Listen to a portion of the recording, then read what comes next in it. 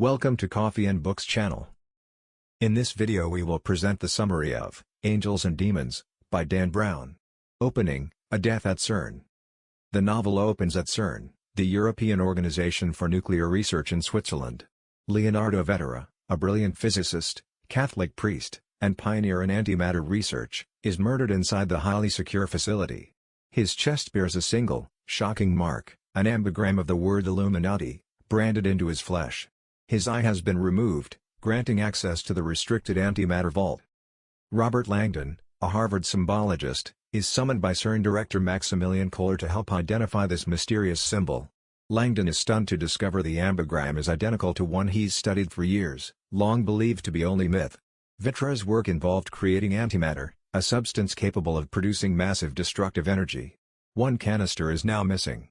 Langdon and Kohler learn that Vetra's adopted daughter, Vittoria, collaborated with him on the project, and she is devastated by his death. Kohler reveals that the stolen antimatter is being used to blackmail the Vatican. Vittoria insists on accompanying Langdon to retrieve the canister and uncover her father's killers. The Vatican crisis begins. The story shifts to Vatican City, where the Pope has recently died. Conclave, the election of the next Pope, is hours away. The Preferiti, the four cardinals most likely to succeed, have vanished. A mysterious message arrives showing the stolen antimatter canister suspended somewhere inside Vatican territory, its battery counting down. When depleted, the canister will explode with the force of a small nuclear bomb, reducing the city to rubble. Langdon and Vittoria are flown by a Swiss Guard pilot to the Vatican. The commander of the Swiss Guard, Olivetti, doubts their story, initially suspecting them, but the presence of the Illuminati symbol forces him to listen. The canister must be located quickly, but the Vatican is a labyrinth of hidden chambers, catacombs, and sealed archives. The Illuminati reborn. The assassin working for the Illuminati announces that each hour, one of the Preferiti will be murdered according to the ancient path of illumination, an Enlightenment-era trail described in obscure texts and hidden in Rome's churches and sculptures. Each murder site corresponds to an element: earth, air, fire, water. Langdon, an expert on the Illuminati, explains that the Brotherhood was a group of scientists persecuted by the Church centuries earlier. They supposedly went extinct, but Langdon has long suspected remnants survived. Now the group seeks revenge by destroying the Vatican with antimatter. The Vatican archives and the path of illumination. Langdon consults Galileo's forbidden writings, kept deep within the Vatican archives. He deciphers clues pointing toward the first altar of science, a church in Rome tied to the element earth. Meanwhile, the Camerlengo, Carlo Ventresca, the late Pope's young and devout chamberlain, struggles to keep the growing panic within the Vatican. The first murder, Earth. Langdon and Vittoria race to the Church of Santa Maria del Popolo. They reach the Chigi Chapel too late. The first missing cardinal is found dead with his face buried in soil, his lungs filled with dirt, murdered according to the Illuminati's earth element. Branded with an earth ambigram, he becomes the first victim of the four-element execution ritual. The assassin escapes, leaving Langdon and Vittoria frustrated and horrified. Second murder, air.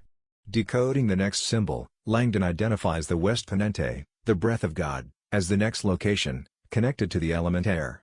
They rush to St. Peter's Square, but again they are too late. The second cardinal is found murdered, his body mutilated to simulate suffocation and exposure to the wind. The crowd begins to sense something is wrong, and unrest spreads. The assassin taunts Langdon, implying that the ritual will continue to its end. Third murder, fire. Tracing Bernini's sculptures, Langdon determines the next location, the Church of Santa Maria della Vittoria. The third cardinal has been burned alive using a brazier, his chest branded with an ambigram of fire. Vittoria is captured by the assassin, who develops an obsession with her. The assassin killed Commander Olivetti. Panic spreads among Vatican officials as the antimatter countdown continues. Fourth murder, water. The last Preferiti is killed at the Fountain of the Four Rivers in Piazza Navona. The assassin attempts to drown Langdon while delivering the cardinal's body. Langdon manages to survive by freeing himself underwater. With all four cardinals dead, the Illuminati announce the final act, the destruction of the Vatican. Saving Vittoria from the assassin. Langdon realizes that the path of illumination ends at Castel Sant'Angelo, the ancient Illuminati lair. Inside, he discovers a hidden passage leading beneath Vatican City. Vittoria has been kidnapped by the assassin and is being held there. Langdon confronts the assassin, who reveals he has been hired by the Illuminati. Robert Langdon and Vittoria Vetra ultimately overcome the assassin during a desperate confrontation inside Castel Sant'Angelo. After the killer drags Vittoria onto a balcony and prepares to execute her, Langdon intervenes, using both surprise and the environment to his advantage. A struggle breaks out as Langdon fights to pry Vittoria free from the assassin's grip. Vittoria, seizing a moment of leverage, kicks her captor backward while Langdon pushes forward, sending the assassin off balance. Together, their combined force propels him over the balcony's edge, ending his pursuit and freeing them from his deadly threat. The climax, the antimatter explosion. The antimatter canister is located deep within Vatican grounds in the necropolis above St. Peter's grave. With only minutes left before detonation, the Camerlengo pretends that he got a divine message from God showing him the exact location of the antimatter canister. He goes to the necropolis and retrieves it in a dramatic bid to portray himself as a savior. The Camerlengo seizes the antimatter canister and pilots a helicopter straight into the night sky above Vatican City. With only seconds left before detonation, he parachutes out, leaving the aircraft to rise higher until the antimatter explodes harmlessly above Rome in a brilliant flash. Langdon, trapped with no parachute, makes a desperate escape by using a piece of the helicopter's debris as an improvised flotation and impact buffer. He jumps out moments before the blast, plummeting into the Tiber River, where the water absorbs the force of his fall. Though battered and nearly unconscious, Langdon survives the impossible plunge, emerging alive as the Vatican reels from the devastating light show above. The public hails Ventresca as a hero sent by God. Cardinals begin considering him as a candidate for the papacy. Unmasking the Camerlengo. Langdon survives the explosion by being thrown into the Tiber River.